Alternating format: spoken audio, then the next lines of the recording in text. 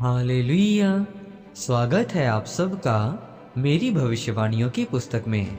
तो आइए हम आज के पवित्र वचन को पढ़ेंगे जो कि परमेश्वर के दास प्रेरित अंकुर यूसुफ नरूला जी के द्वारा लिखा गया है। राहाब एक विश्वसनीय। जैसा कि मत्ती की पुस्तक अध्याय 1 उसकी 5 से 6 आयत में लिखा है, सुलेमान और राहाब से बोअज उत्पन्न हुआ, बोअज और रूत से ओबेद उत्पन्न हुआ, और ओबेद से यिशै उत्पन्न हुआ, और यिशै से दाऊद राजा उत्पन्न हुआ, और दाऊद से सुलेमान उस स्त्री से उत्पन्न हुआ जो पहले उरिया की पत्नी थी। मेरे प्रियो, बाइबल में लिखा है कि परमेश्वर कहते चींटियों से सीखें कि वो कैसे गर्मियों में अपने भोजन को इकट्ठा करती हैं, ताकि सर्दियों में जब भोजन ना मिले तो उसको अंदर बैठकर खाया जा सके।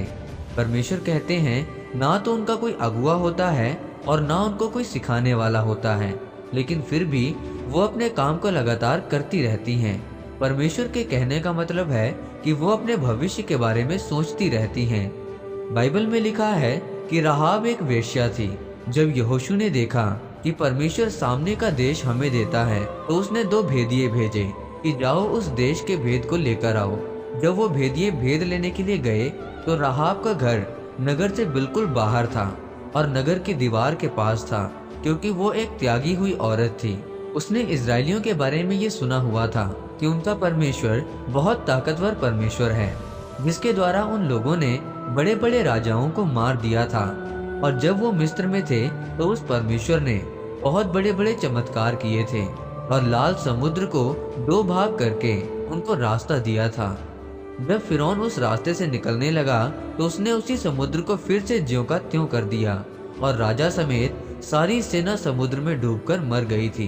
और जब वो भेदिए राहाब के पास आए तो उसने उनको छुपा दिया, क्योंकि उस नगर के राजा को ये पता चल गया था कि इजराइल से भेदिए हमें मारने के लिए आए हुए हैं। जब वो सैनिक उन्हें ढूंढते हुए उसके घर में पहुंचे तो उन्होंने उससे उन भेदियों के बारे में पूछा, तो उसने बताया, कुछ लोग मेरे पास आए तो थे पर वो शहर के उसी ओर निकल गए हैं। उसने उन भेदियों को छत के ऊपर छुपा रखा था और उन पर लकड़ियां डाली हुई थीं। और जैसे ही वो सैनिक निकल गए तो उसने ऊपर जाकर उनको बोला कि अब तुम इस ओर से भाग जाओ और तुम पहाड़ पर 3 दिन तक छुपे रहना, उसके बाद तुम अपने देश में चले जाना। लेकिन जब तुम इस देश को लेने के लिए आओ तो मुझे और मेरे घराने को मत भूलना, क्योंकि मैंने ये सुना है कि लोगों के दिलों में तुम्हारी कौम का डर बैठ चुका है। ऐसे लोग जो अपने परिवार के द्वारा या समाज के द्वारा ठुकराए गए हैं या परिस्थितियों के कारण जो पाप में चले गए हैं, जब उन्होंने परमेश्वर के सुसमाचार को सुना कि परमेश्वर इजरायलियों की जिंदगी में क्या कर रहा है तो उन्होंने परमेश्वर पर विश्वास किया। मेरे प्रियो, परमेश्वर कहते हैं कि अगर तुमने मेरे सुसमाचार पर विश्वास किया तो सिर्फ तू ही नहीं बचेगा, पर मैं तेरे वंशों तक के श्रापों को खत्म करूंगा और तेरे घराने को भी बचाऊंगा। अगर आप देखें तो राहाब और दाऊद की वंशावली में से सुलेमान ने जन्म लिया और फिर बाद में उसी वंशावली में से प्रभु यीशु मसीह पैदा हुए।